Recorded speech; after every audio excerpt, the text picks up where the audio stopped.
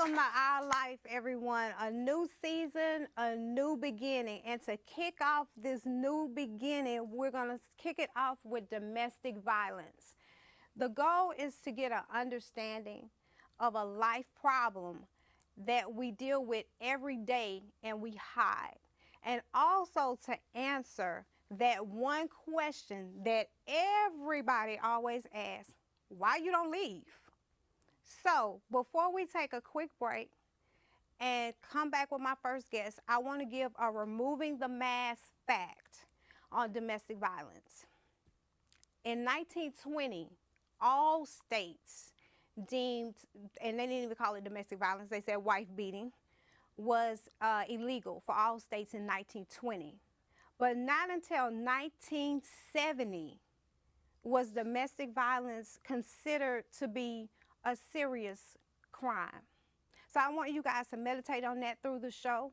When we come back, we're going to take a quick break. When we come back, I'm going to have Ms. Barbara Hudson with me from Movet Productions, and she's going to come back and start peeling off her mask on domestic violence. So hang in there with me, and we'll be right back.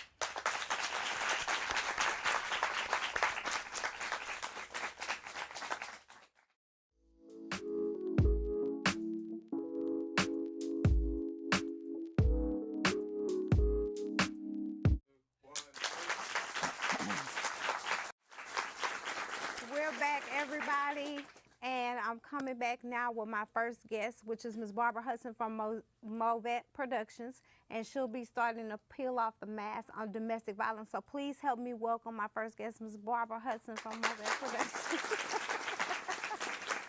How are you, my friend? I am wonderful, and it feels good to be back. I'm glad you decided and had time to come and sit and talk to me about this. Let's just jump right into it. Okay. And because I'm big on peeling stuff off, so let's just start peeling. Okay. So tell me something. I'm a firm believer that women, we see stuff. We see stuff in advance, and we kind of ignore it. So when did you see the first sign where you had a behavior change with your significant other? My first time was right before we got married. I discovered, but you have to understand, I was 17 when I got married. Okay. So I thought I was in love, and you know, he was an officer in the military, and I was infatuated with all of that. Mm-hmm.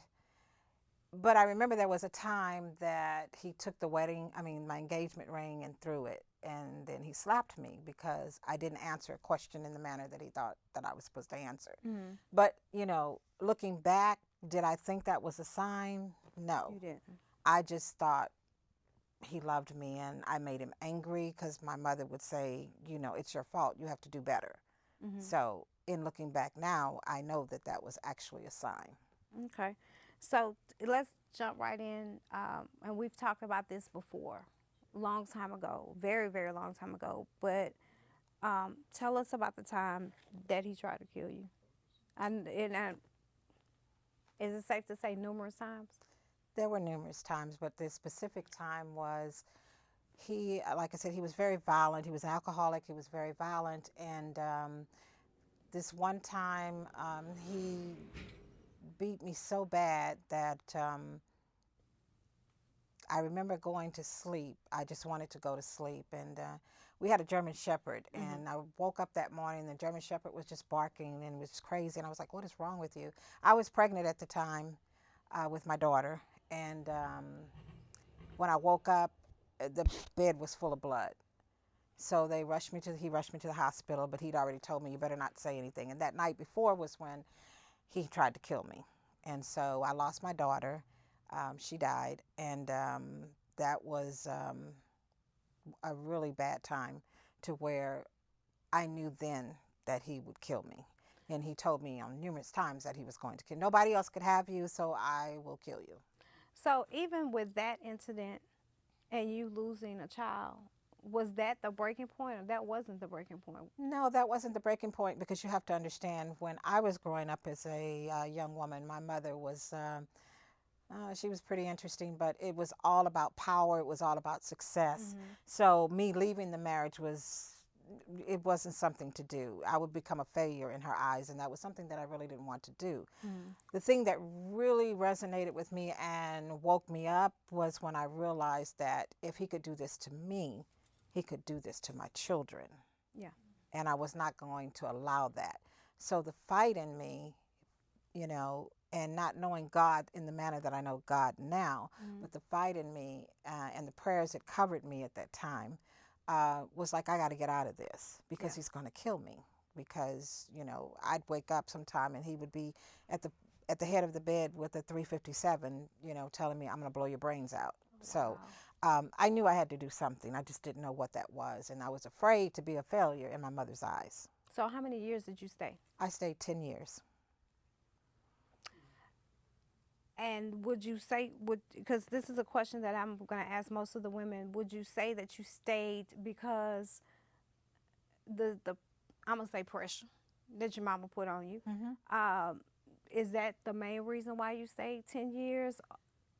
I wanted, what was there were a lot of things. I mean, I wanted the perfect family, I wanted my kids to have their dad, he was very successful, and those very prestigious type, we lived a prestigious life, and I just thought that I had to fit in because that's what I grew up thinking, know. I had to live in excellence. In order to do that, I had to continue to stay married. Yeah. But there was just, looking at my kids and seeing the pain. They were just babies, and there was no way, nobody else could help me. I had to help myself. So I had to leave. So I prepared to leave. Okay. And out of all that pain, you did Faces Within the Mirror. I did. So tell us about this book. That book there is of my life, and that book there was a healing mechanism for myself, and at the time that I was writing it, it became a healing mechanism for many, many people out there.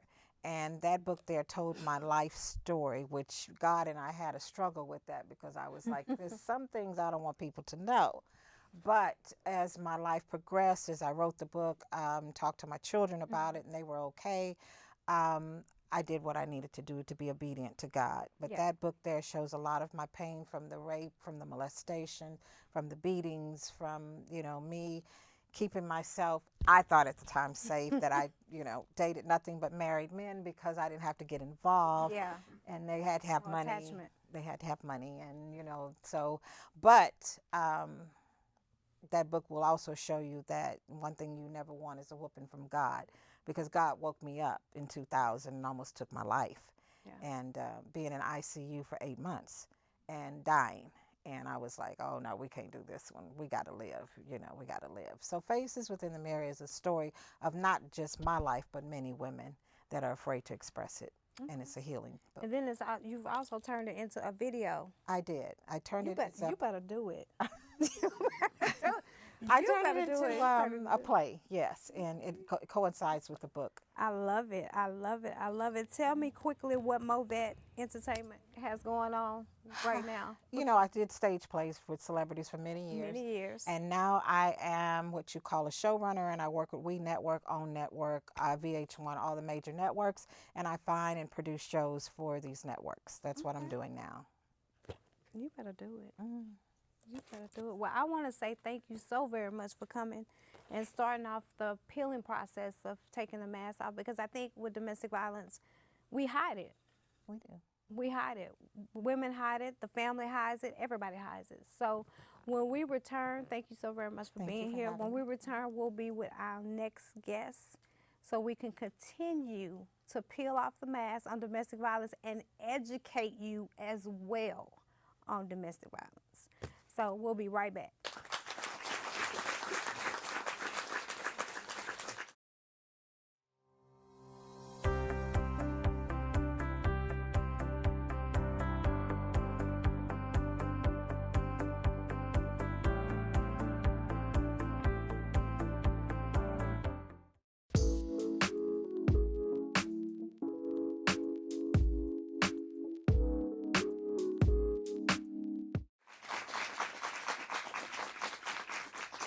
And we're back. Now, in this segment, we're going to educate ourselves a little bit, because also I think with domestic violence and when women are placed in this situation where they have to live day in and day out on a roller coaster almost with an individual. They don't know which way to turn or what is the best way, or they're being told go this way, go that way, and it's half of the time not the correct information. So in this segment, we're going to get a little education on domestic violence. So my first guest with me will be Miss Brandy, and she's been an attorney. First of all, let's welcome Miss Brandy on. Welcome with me. Thank you for having me. You have been an attorney now for 4 years. Yes. And you work with crime victims. Yes. So we're gonna just jump into it. Give us the 101 class on what females should do according to the law when it comes to domestic violence, because this is my opinion. When you're in that situation and you call the police out, it's about, well, did he do you something, or he needs to do you something, or do the restraining order, you do the restraining order, all that. To me, that's a lot of rigmarole. When you see I have a black eye, my arm broke, you rushing me to the hospital, but you telling me, well, put a restraining order out of him, and if he pop up at your house 5 minutes later, we'll come pick him up. That doesn't sit well with me, especially in 2018. So give us the 101 basic class on what a female needs to do when they decide to reach out to the police and go further. Actually, honestly, even though it doesn't sound great, but that is what you need to do, because you need to build a case. Like, you need to start building up a case. I tell my clients all the time, you know, definitely call 911 as soon as it happens. Call 911, you know, have the police come. A lot of times they will immediately arrest him. Once he's immediately arrested, then you can go to the district attorney's office, or the police will go with you, and then you can get a magistrate's emergency protective order. It's immediate. It happens right then and there. So they're going to have one in place. Then that lasts 60 to 91 days, depending on if a weapon was involved. If a weapon was involved, then it's going to last 91 days. If it was just like physical, he used his hands or whatever, then it's 61 days. So that's the start of the process. And then, yes, when he gets out of jail and he comes to you, you have that paper in hand. It's a protection. It's not great. It's not fun. We all know, you know, things could be better, but that is definitely the start. But when you have that in place, then if he comes back to your house, call 911 again so you can get arrested. But you're building your case, because then at that time, reach out to a friend, reach out to a lawyer, and let them help you go through. Now, I want a final protective order that lasts 2 years. And that's what you're trying to get to that process. So let me ask you this, because in media and in the world today, they report domestic violence more for women. To me, and I haven't really looked up all the statistics, I think it is more women than men. But even when you have a man, because men are sometimes placed in that situation, and police get to the house, it's a man being abused or beat up.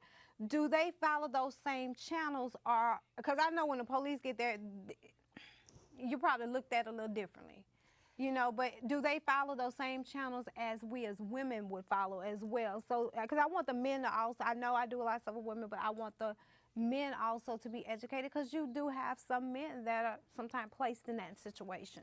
It's the exact same thing for men. The men need to do the same thing as the woman. The law is no different because it's for a woman or because it's for a man. I would tell a man the exact same thing. That you would tell a woman. Call the police, get your emergency protective order, your magistrate's protective order, go talk to a lawyer, or you can go to texaslawhelp.org here in Texas. It's created by lawyers. You can print out, go to the protective order toolkit, step by step. So what would you say to women, what kind of plan would you give them if they decide they want to stay or return back? Because we see that. Until you're at a place where you know it's time to go, like Ms. Hudson spoke about, after 10 years, she decided, okay, it's time for me to go. Until you're at that place, what do you tell somebody? What I tell my clients is, first of all, tell somebody. Find that close confidant, somebody you can tell, because you need to let somebody know that's what's going on. 2, if you do choose to stay in that situation, and if he tends to get violent, know his, I'm not going to say know his trigger points, but know the level of violence, because that'll help you know which room you need to move to. Find you a safe place in your house to where you can go to if he starts gets upset, gets angry, and things like that. Then if you have children, never run to your children. Never run to your children. I've had clients that run to their children because they want to protect their children. He's not necessarily going after the children, he's going towards them, but you're putting your child in harm's way. And then you don't want to see your child see what's going on as well. And then too, if you can get to a phone, call 911. I'm always stressing, call 911. Because no matter what, yes, some police officers can be insensitive, but you're building a case. Okay, we're going to press pause on that. We're going to press pause on call 911. When we return, we're going to have Miss Juanita Caesar with us, and we're going to add her in with Miss Brenda here, and we're going to continue on with this education segment of domestic violence. So when we come right back, we'll have Miss Juanita with us, and then we're going to put your play button back on, and we're going to continue to educate on removing the mask of domestic violence. So we'll be right back.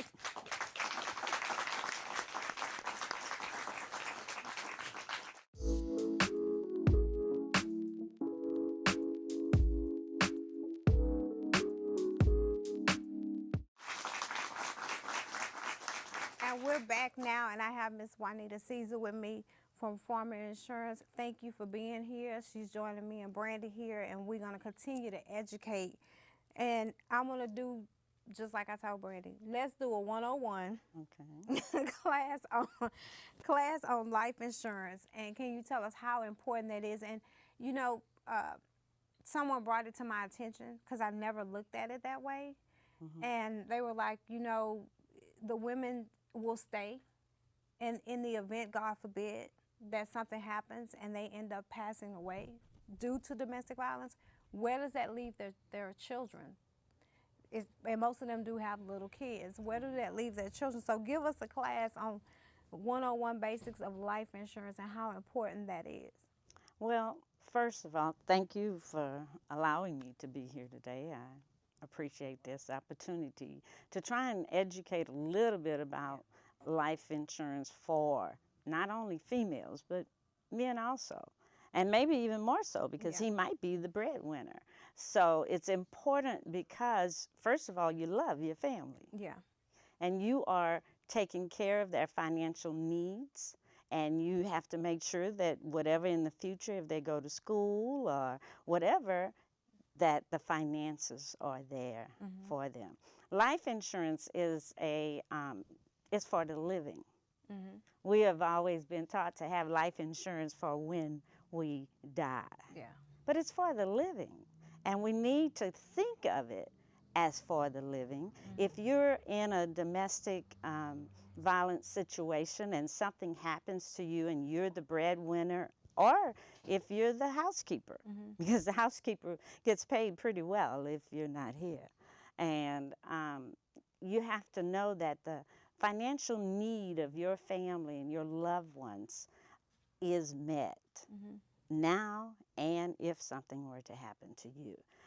Domestic violence seems to be one of the hottest things going in our criminal world right now. Yeah. And I have seen some terrible things that has happened, more so because individuals did not have insurance. I know of a couple that, you know, both of them died at the same time because he, you know, turned the gun on himself after shooting her. And they did not have life insurance. The children went to a family that really didn't want them. How hard is it for someone dealing with domestic violence to put something like that in place? It's not difficult because the For the insurance, kids. right, the children are not, it's very easy for the children themselves if you want to insure your children, which is a great thing to do as well. But for the parents, it's important that, you know, they hopefully go to an insurance agent or agency that they're already using and they already know of the family and know that they are healthy, know that there's, some questions on the application that they can help them with. But if not, if they go to someone like myself or any other agency that sells life That's what I was insurance. just going to ask you. How would you advise them? Yeah. Because that's a sensitive topic. Yes, it is. So yes, it's it is. like. And I know that topic very well. That's So with me, for me, it would be something I would sense immediately. Okay. And I would ask for both parents, if possible, Okay. to be there. And I would try and counsel them to the point where I realize what are the financial needs and what will be the financial needs if something were to happen to either of you. Which means if the husband or the wife passes away, we need to analyze Yeah. what that difference is going to make in the household. And then try and figure out a good number Okay. that would at least continue the lifestyle or help them to continue the lifestyle that they know, especially the children. Because it's sad that this happens to the adults, but the children has nothing to do with the decisions the adults make. No, not at all. So in that case, I want to make sure as an insurance agent that the children are protected at least long enough for them to be able to provide for themselves or be old enough to know who to go to provide for themselves. Okay. Brandy, Brandy is still with us, y'all. Brandy is still here, so don't think Brandy has disappeared because she's still with us. I'm coming back. Can you tell us, Miss Juanita, a little bit about your journey with domestic violence? Me and Brandy, share that with us. Sure. I married very young and was married to a young man his household knew nothing but daddy beating mama and making mama do what he wanted her to do. Therefore, he had a tendency to make sure his wife did what he wanted her to do. And if that meant slapping her around, then he would do that. If it meant that I was just not able to get out of the house for the day, he'd do what he had to do to make sure I was locked in. Oh, wow. So it's very easy for me, as I said earlier, if I'm to sit and analyze anything with a client, it's easy for me to pick up on that vibe. When she's unable to answer my questions and he has to answer. I do have a problem with being able to conceal it, so I'll say things like, would you let her answer, please? Yeah. You pick up on Right. So it's not an easy thing to have to see once you've experienced it. But as my experience, as the former guest spoke earlier, I married real young. And in our household, that's what you did. You listened to what the husband said. Yeah. And you were a woman, which meant nothing. And you spoke only when you were told you could. So it was always your fault. Yeah. You know, And that's you sad. didn't cook the right kind of food that day. You burned it, or you whatever set the mood for them to be upset. And when we talked earlier, we're both from Louisiana. That's right. So that mentality, Louisiana mentality, is slightly different. Yes, yes, From the yes. city. And my parents Slightly were different. sharecroppers, Yeah, and if you were married young back then, Yeah. you better know. If you don't know how to cook, Yeah, yeah. you probably not gonna be married. Very long, right? You're very young. Right. I want to ask Miss Brandy here, what did you think about when I said 1920? They consider that as wife beating, and all states made it illegal. But not until 1970, they consider it as a serious crime.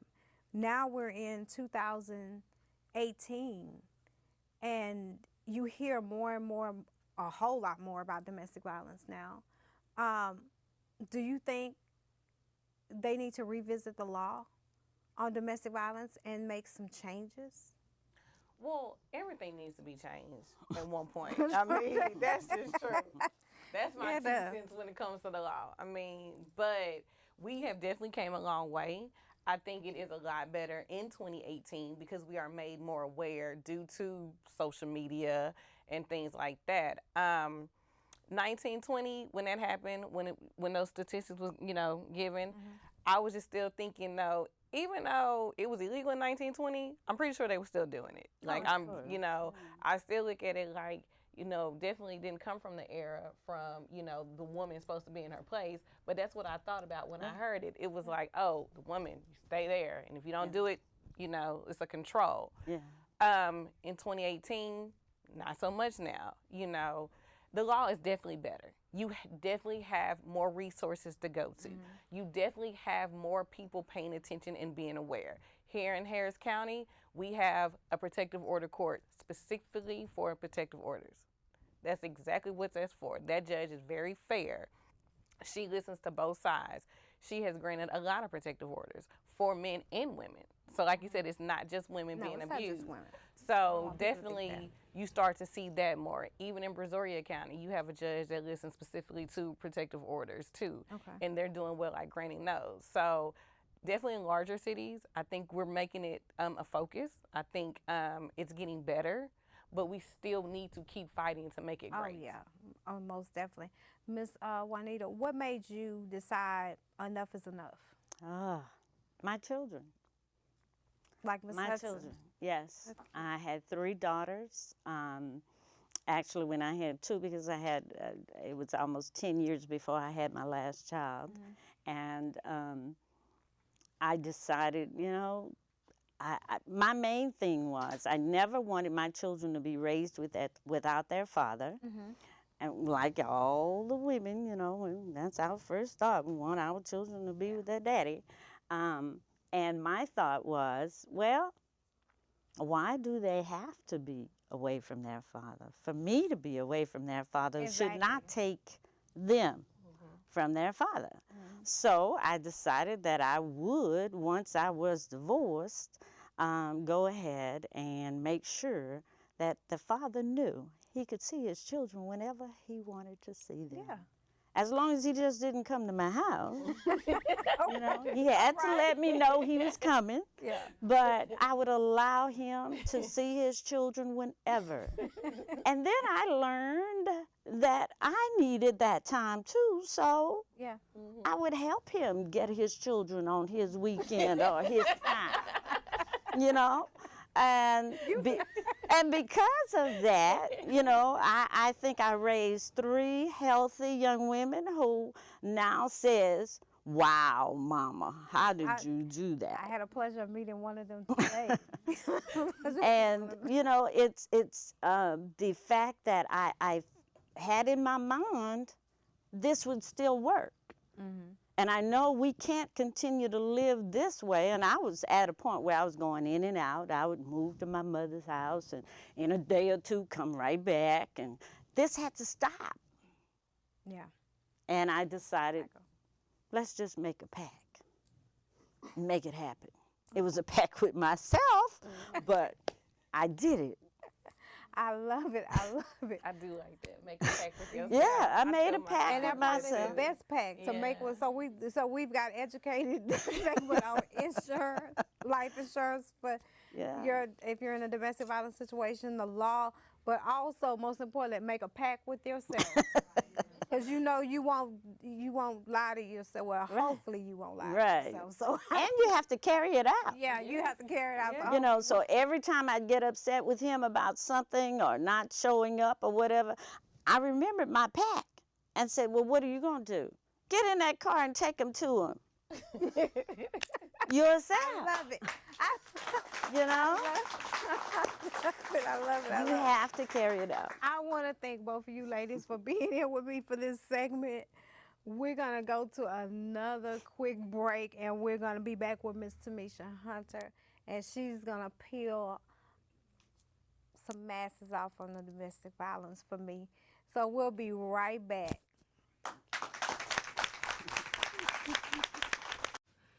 Hello, hello, hello. I just stopped by to remind you of how fabulous you are, how wonderful you are, how God made you to do wonderful and miraculous things in the world.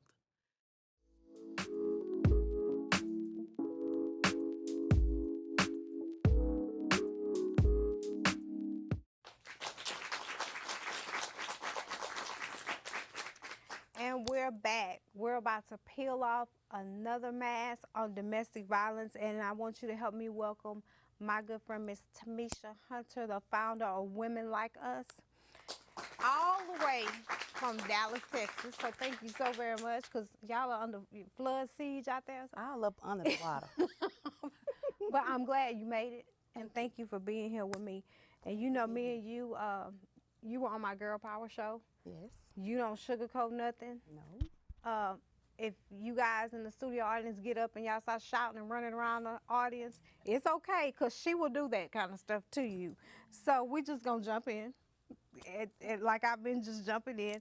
So I'm going to ask you the same question. Did you see early signs on when you were dating this person? And I know you were young then, too. Tell us how old you were. I was 19, and no, I did not see the signs because I thought that that was love at the time. As I was growing up, I was rejected from my dad, and my mom had told me that I wasn't supposed to be here. So I didn't know where I fit in. So I allowed the streets, in my sense, to teach me how to love. So I looked for love in all the wrong places. So when I ended up getting this relationship with him, that was his way of expressing love. But because I didn't know what love looked like, I accepted it.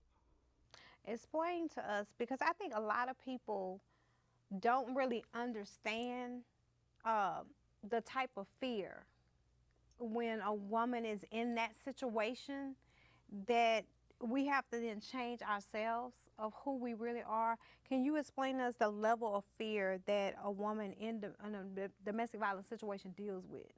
Well, I can just speak with me for myself because all domestic violence relationships are different. All women experience different things. For me, the fear was I allowed him to define me. I allowed him to take what little young adulthood I had away. So as I grew into womanhood, I didn't even know what that was at that time because I was fearful of myself. I didn't have a voice.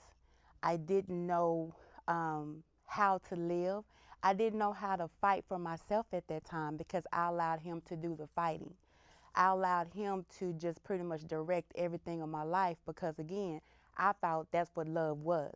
I thought that by me allowing him to control me in that sense, that, hey, oh, I'm getting taken care of. I can get anything I wanted, when I wanted, and how I wanted it.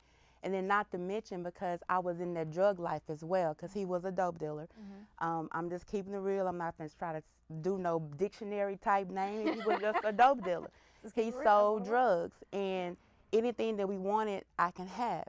And the fear of it was, too, was because the police knew him as a drug dealer, and they also knew him as an abuser.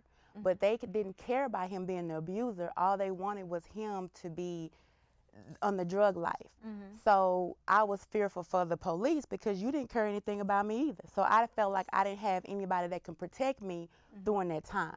I didn't have my family to protect me. I didn't have the police to protect me. My friends left me because they knew that if he knew that they were talking to me, that it would be an issue.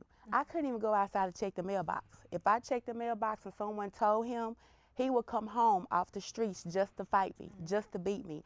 So I was afraid to go in the kitchen and cook if I wanted to. Anything that I wanted to do, I was afraid to do it. So I can't speak for other women in their life but for me, I was fearful in every area that you could imagine possible think of as you growing up to be a woman. Okay. So, like I explained to, and I've said this to you, and you've been on one of my other shows before, I take off my mask. So I'm gonna take off a little mask today. So back in 1995, I technically was told, your mama my car was broke at that time. Your mama doesn't need to fix your car. You'll be dead on Valentine's Day of 1995. It's 2018. Isn't it 2018? Yeah. Yeah, I'm still here. So I was like you, I can relate to that story because I back then when I was younger in my 20s, I was new to Houston, naive. I can say I was naive. I dated people that sold dope, drugs. I did that back in the day when I was 20. You know, I guess back then it was cute. I guess I'm gonna use the term cute. It was. So I was introduced to this individual and we started dating. I think he was slightly like younger than me. And everything was okay in the beginning. And then all of a sudden, we can be on the phone having a conversation, decent conversation. And the next thing you know, he done put some other people on the phone. I don't know when you dial these people in. You put some other people on the phone. You're telling them where I work. They can go to my job and do whatever they want to do to me. And again, he told me, your mom doesn't need to fix your car. You'll be dead on Valentine's Day, 1995. So for me, I cried. I would be on three-way crying like a 2-year-old kid and terrified because it was just that fear and the anxiety. And then the conversation would go from just craziness, then it'll go back to a normal conversation. Like it's like we never had this. And I'm trying to, who is on the phone? And one day I just said, you know what? I don't even know if Ray Charles' movie had came out yet. I just said, do what you do. If you gonna kill me, just kill me. Because I'm tired of calling and checking in. Because I had to call when I woke up in the morning. I had to call before I left for work. I had to call when I got to work. I had to call while I was on my break. I had to call when I got home. I just got up one day and just said, forget it. If you're going to kill me and this is the path that I have to go at 20-some years old, I'm just going to go that path. Because I was tired of living in that fear and under that confinement. Well, like for you were had to call. I couldn't come out the house. And you couldn't even I go out couldn't the go house. out the house. We lived in hotels. I couldn't come out the hotel room. I was homeless. Wherever we stayed, I could not come out unless he gave me permission to come out. And if I did come out, and again, like I said, he found out, it wouldn't matter. He would come, and we got kicked out of every residence we lived in. Hotels, rent properties, it did not matter. Got kicked out of a car, and it was my car. So who does that? Who does that? How do you do that?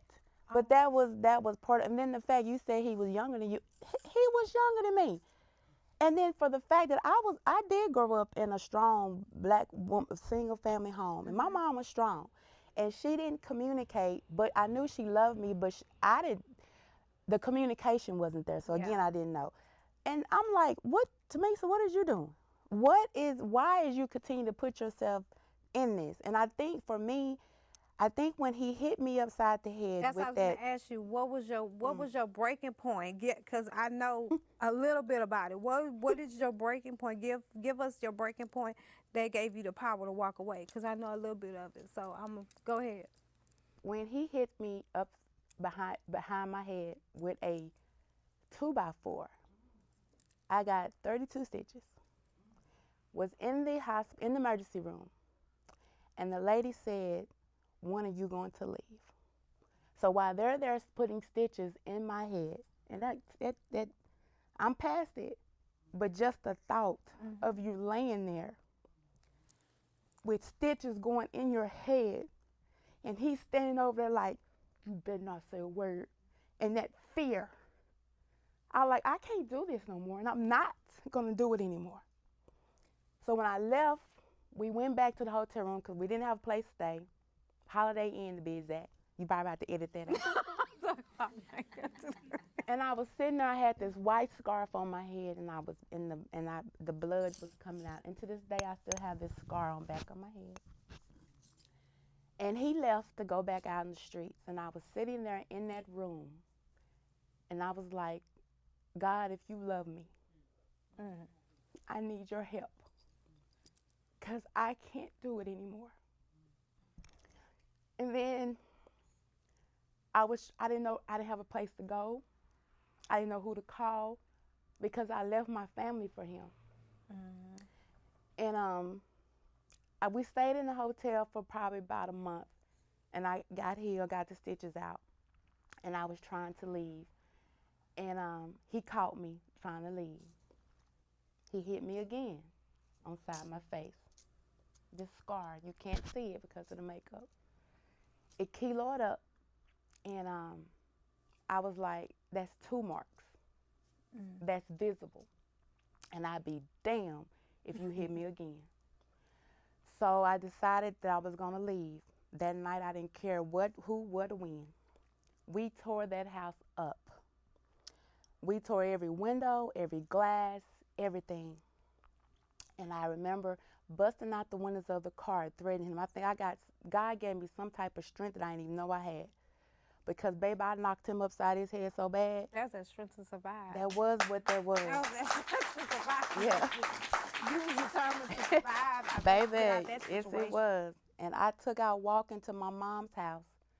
Blood everywhere, all on me, just dripping. Cars passing, didn't stop, because everybody in the town knew that all we did was fight. So they didn't want to help. And so from that day on, I said I would never, ever again allow another man to lay his hand on me. And I would speak my truth. It took me a while to get past because I was embarrassed. Because, you know, sometimes people judge you for staying. But you can't judge me if you have not been in the gutter with me. And I tell people all of that all the time. Every woman situation is different. Yeah. Until you hit that, receive that lick that I received that had pain going from my head down to my toe, you can't say you stupid from being there. No, I'm stupid from listening to you. I had to get that strength to walk away, and I did. And I was single for about 8 months, and I kept telling myself I'm not, sort of like Miss Juanita said, that pact. I would not do it. And you know, God blessed me with a wonderful husband of 21 years, and I wasn't searching for love, but love found me. And that when I really believe that God gave me that grace when I asked him for that help, because that help, he helped me realize that this is how you deserve to be loved. I know. I know y'all want to shout, because I told y'all she's like, I don't even know where to go from here. I'm gonna say this. I am so glad that you made that pact, and you spoke to God, and you were able to say enough is enough. I got to get out of this situation. So I am so glad for that. Tell us what's going on quickly with women like us. What's going on? Because you out of Dallas. Yes, I am. So give us a little update on what's going on with women. Well, Women Like Us is a nonprofit organization where we focus on helping women be who God designed them to be through fashion, through whatever the case may be. And then also have programs for like domestic violence, surviving sexual abuse or anything like that. So we have a conference that we're preparing for in 2019, which I'm trying to get just women of any women. Let me back up. Women Like Us is what it's called. Women Like Us, everyday women, regardless if you're a CEO, a homemaker, or someone that works at McDonald's. It doesn't matter. You a woman. You have suffered. You have received. You have been abused. You've been loved. You've been rejected. It doesn't matter. It's just everyday women coming together, loving on each other, being in a safe haven with each other, experiencing love, knowing that sisterhood and that greatness of the hey, I can overcome whatever the situation may be. So we're planning this conference for next year, and I hope that all you guys can attend. Well, she already called me and told me. She didn't ask me. She's basically, I need to know what position you want to play, because I need for you to be there on this date. Yeah, on my lunch at that. So so I'll be there. But I want to say thank you very much for you and your family, because your husband, ride or die. Ride or die.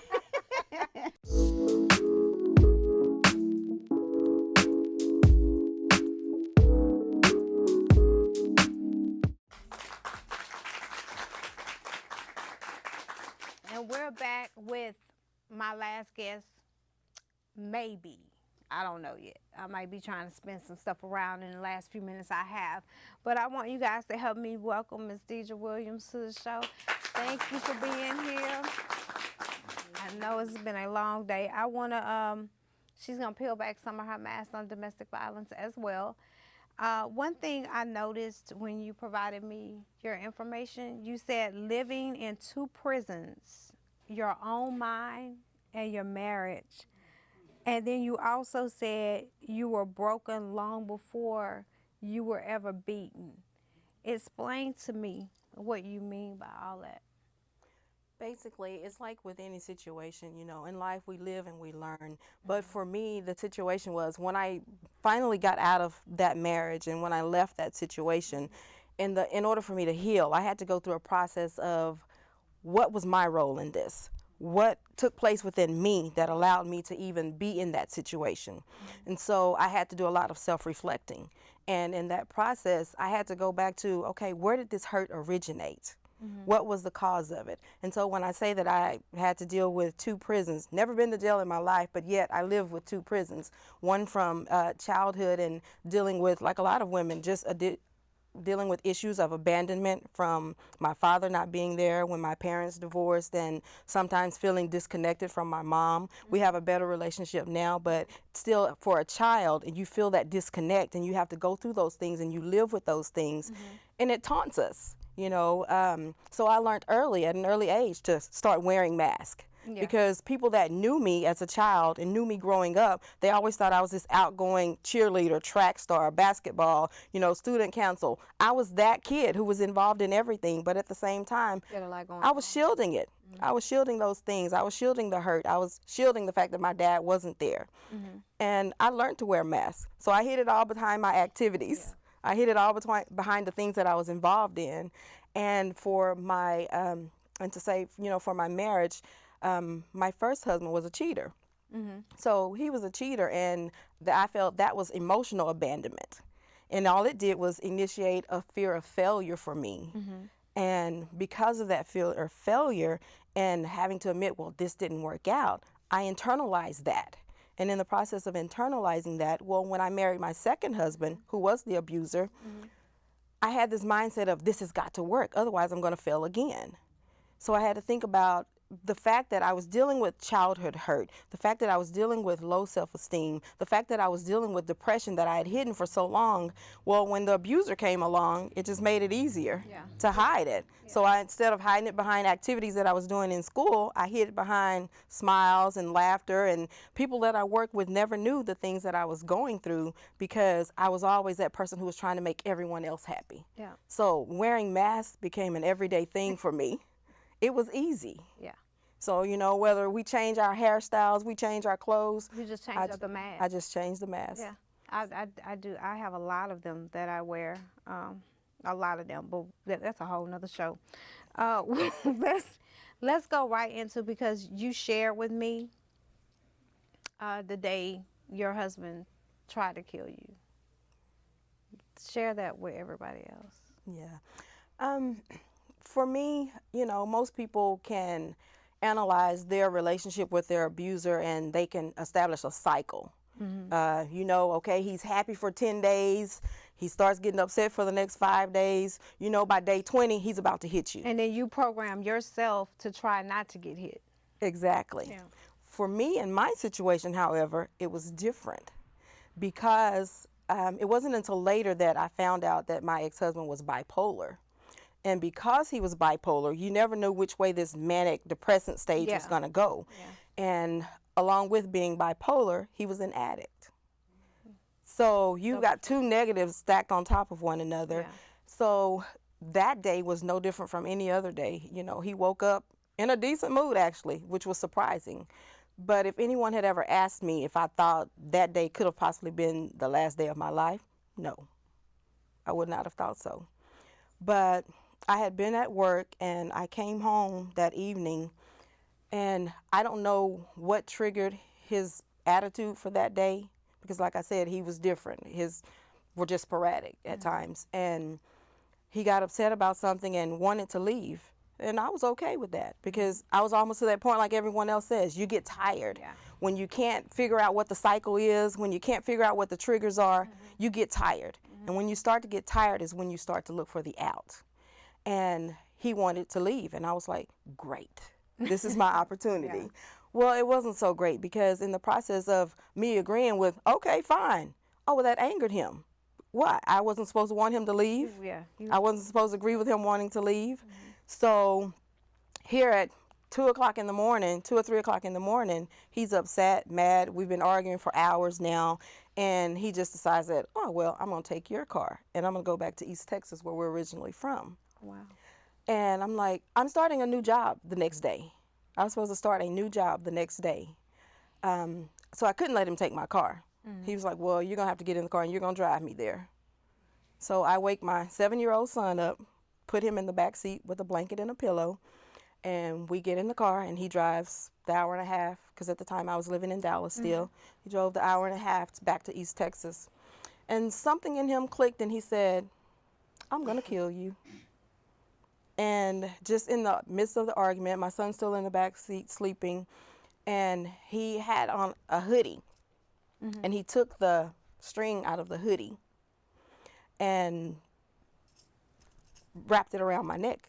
I was sitting in the passenger. Yeah, to strangle me as we're going down the highway. I had a panic attack and I passed out. So at some point he pulled over or whatever, because I woke up in the trunk of the car. I woke up in the trunk of the car. We eventually made the drive to East Texas, and he had taken my son to his mother's house. I didn't know where my son was, because when I woke up in the trunk of the car, we were in a wooded area out in the middle of a field. Because you told me that your son, as little as he was, he knew my mom is in the trunk of this car. How am I going to get my mom out the trunk of the car? And he was 7. He was at 7. the time.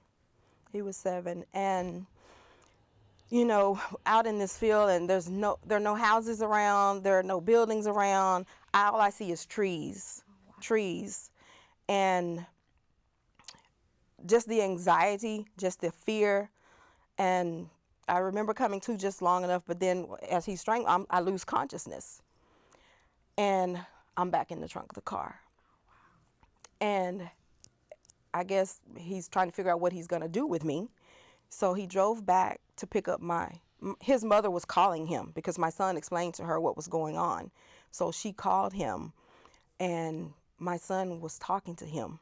And that's why I said, it doesn't matter how old you are, it doesn't matter how young you are, God can use anyone at any point to get a message across. Yes. And because For sure. because I had made sure that my kids were in church, there was enough God in my son that he was able to speak to that demon that had possessed him and told him, God loves you. Why would you do this to my mommy? She loves you too.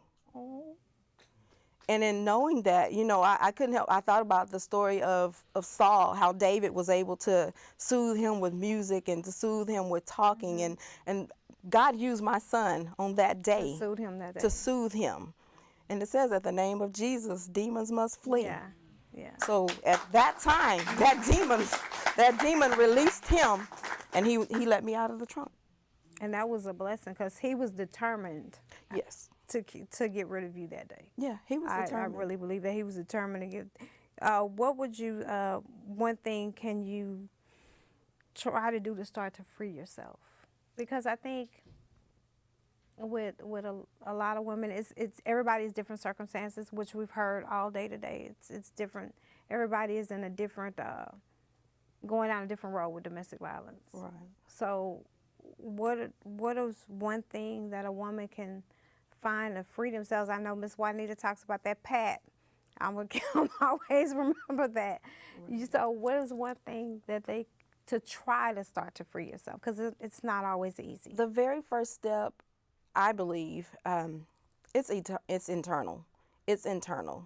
The Word of God says, "Be ye transformed by the renewing of your mind." That's the first place. It has to start within our own minds. We have to be able to see ourselves free. We have to be able to see ourselves wanting better. We have to feel ourselves being loved. We have to, first of all, learn to love ourselves. and learn that we're worth being loved. Yeah. Because that's where it initiates. Because we were lacking love from a parent, a father, a sister, brother, whatever the case is, it started someplace before the abuser. Most definitely. So we have to learn to internalize these things and think of what is going on within us that even allowed us to be in that position. So for me, it was learning to love myself, learning to just accept the fact that I am worthy. I am worth more than what I was being dealt. I'm worth more than what I was being given, that I deserved better. So the first step is just seeing yourself better, seeing yourself deserving more, and seeing yourself where you want to be. Because when you start to think, you know what, this is not for me. When you start to see yourself in a better position, you think it, then you want it, you desire it, and you'll take those steps to obtain it. And it's a process, and it doesn't happen overnight. Because for me, you know, there were other situations, and I had to just finally get myself to a point where I said, enough is enough. And I wasn't going to keep just accepting whatever he gave. Tell me a little bit about your goals and the things you have set forth that you want to do to continue on educating women with domestic violence and so forth. Tell us a little bit about that. Well, first of all, like I said, I just really had to go through a healing process for myself, because there's nothing worse for a woman who has been a victim or is being victimized to get advice from someone who's still dealing with hurt. To get advice from someone who's still in a hurt place themselves. So you've got to allow yourself to be healed. So that was my first step, is I wanted to be healed because I knew God allowed me to go through those things so that I could share my testimony with others, so that I could be a vessel where others would say, you know what, she survived that, I can do it too. To give them an out. You know, someone to see that actually went through it, survived it, and lived to tell the story. Because unfortunately, there's so many that don't. No, they We read about it, we hear about it way too often where they don't have an opportunity and that they never got the help. So my goal is to help other women, to empower other women, to encourage other women, and to motivate them. I'm a licensed minister, and so of course I'm always talking to people. Ministry is in the streets. Oh, yeah. Ministry is not behind those 4 church walls. Ministry is in the streets. Yeah. It's about coming in contact with people on an everyday basis who You have to. just need to hear our stories. They need to know our testimonies. The biggest thing is that most people, because we live in a society that says, you can't tell people you went through that. Yeah. Because we live in a society that thinks everything has to be perfect. I hear that all No the time. one wants to share their stories. No one wants to be transparent. But God didn't call us not to be transparent. We were brought here for a purpose. And my goal is to live up to that purpose that God has put me here for. And if me going through those situations was for me to be able to share with someone else, for me to be able to help someone else, then that's the purpose that I want to live up to. So in doing so, I've written my first book that will be released in about 4 weeks. Okay. And that's called Will to Live. But I've already started working on my second book, which is dealing with my story about domestic violence. So writing books, speaking engagements, things of that nature, just to encourage people along the way. And empower, most definitely. Yes. Well, I want to thank you for being here with us today. It meant a whole lot to me, and you've taken off the mask and you showed different perspectives and the journey that you had to walk through. And how many years were you married to him before all this happened? 8 years. 8 years. 8 years. So thank you so very much for being here with us today. When we come back, I still got a few minutes. So I've put a little twist on this. So when we come back, I have like a little surprise guest that's going to pop in, and we're going to talk, and I'm going to spin the mask a little bit more on domestic violence before we close out the show. So hang tight, just a few more minutes with me, and I'll be right back with my surprise guest.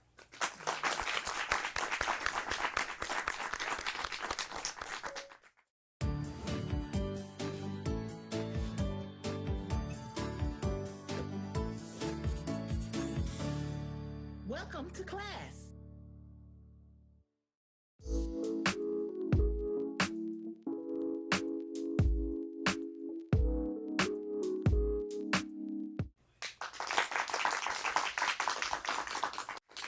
And we're back. Now, I did say my last guest before, but I had to spin it just a little bit. And with removing the mask on domestic violence for me, I felt that it needed to be showed full circle to the best of my ability to making that happen. So to close out my show, I have one of my previous guests, Miss Juanita. Her daughter is here. So we're going to get domestic violence from a family member's perspective. So we can get an idea and even an understanding from that angle of it on how they watch their loved ones go through this, dealt with it, how if it has affected them as being an adult now. So I want you to help me welcome this time my last guest as we spin this a little bit. How are you today? I know I called you out real quick. I called you out real quick on this to do this. So thank you for being here with me today. Tell everybody, what's your name? Tell us. My name is Maria Monroe. Maria. You came today to sit in on the show. Support my mom. With your mom, to support your mom. And I drew you. I do stuff like that. So I drew you in. But thank you for coming. We talked briefly, and you said you were 8 at the time. This was your mom. Now, your mom told us earlier about her first husband. But this was your stepfather, and you were 8 years old. Around 8. I think I Right. may have been a little bit younger, but yeah, around. Around 8 years old. Yeah. So what do you want to share that you remember? I remember seeing bodily fluids fleeing. I remember seeing her cry. I remember hearing her yell. I remember hearing flesh on flesh. I remember hearing her body being slammed into the wall. And at such a young age, I didn't understand or know because, you know, what happened in her first marriage with my father, I was so young, and he hurt her, but he never hurt us. So it wasn't, I didn't know what that was. I didn't understand. I heard them yelling. I heard her saying, you know, you just hit me. One time we were in Houston, we were at a hotel. Another time we were at his house in our small town. It was frightening. It was scary. I mean, I'm getting scared, nervous just talking about it because I remember those emotions at that age. I didn't understand or know Really, what was why. going on? Yeah, why or what to do, or you know, I didn't understand. You know, so it was hard. And once she left, and once she left that situation, and as you became a teenager or a grown woman, did that impact you? Because your mom is a strong woman. This is my first time meeting her personally, but from what I know of her previous, she's a very strong woman. So did that impact you with the situation she was in? Did that impact you in relationships that you tried to form with men, or how did that? Very much so. I became anti-needing anybody, wanting anybody for a long time because I saw her, she had to do it by herself. Yeah. She didn't have help.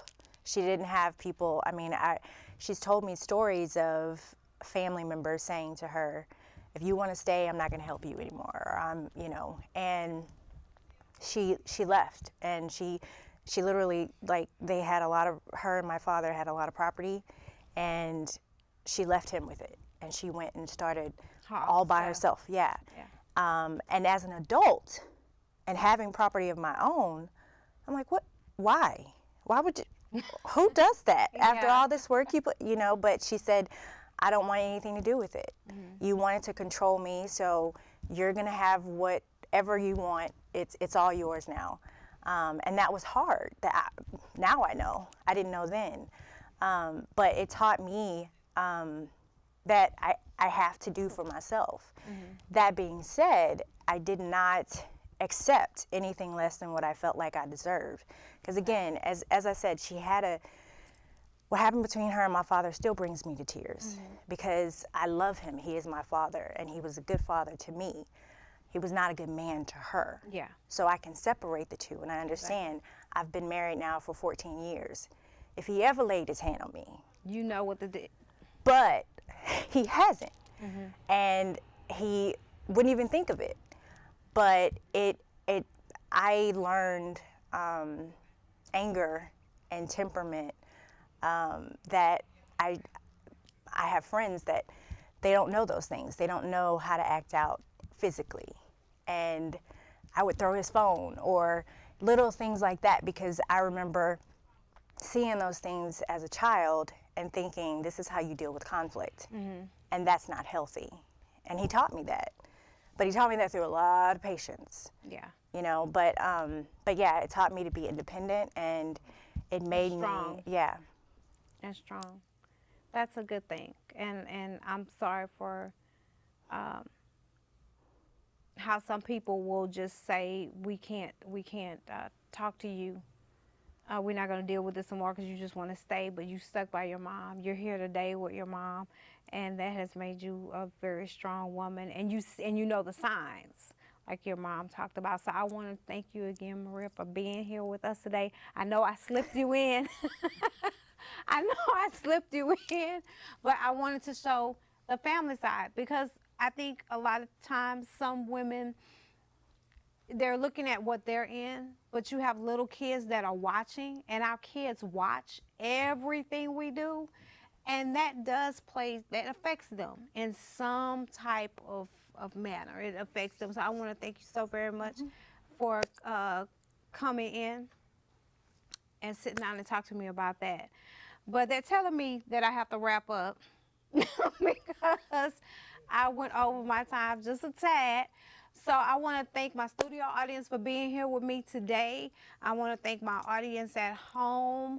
If you need any information on any of the guests that was here today, you can contact the show at ourlifetvshow@gmail.com. Always follow the show on all the social media websites, the YouTube site, Monique.NWhite.